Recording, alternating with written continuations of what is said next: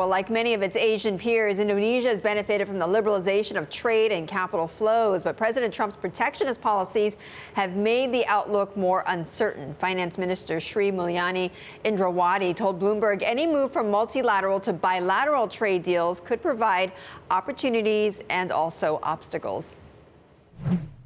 I think globally we have to recognize that the openness and the global trade is actually helping a lot of countries to really get the, what you call it, shared prosperity and reducing poverty.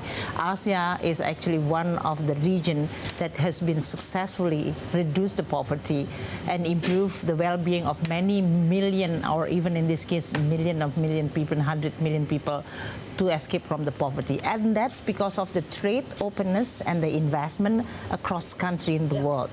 So the current protectionism language is definitely going to create a concern whether globally there will be a setback of all progress being made in the past 3 decades. For Asia especially and Indonesia, we are a country which is also rely on what you call it the global market in order for us to be able to move from the low income to become middle or even higher income country. And managing and maintaining this openness is very important. That's why trade can become a very powerful of improving prosperity for all. So this is not a zero-sum game. For Indonesia especially also, because we are exporting quite a lot in the region, not only in the United States, in the ASEAN region, and diversify even in India. That means that we have to be able to come up with a new market development destination.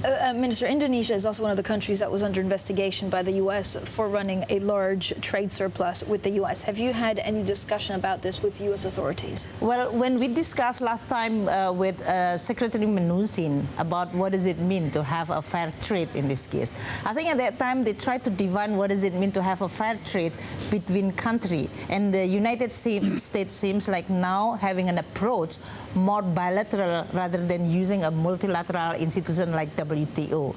I think it will be very useful for many countries in the world because after all, U.S. is the largest economy in the world.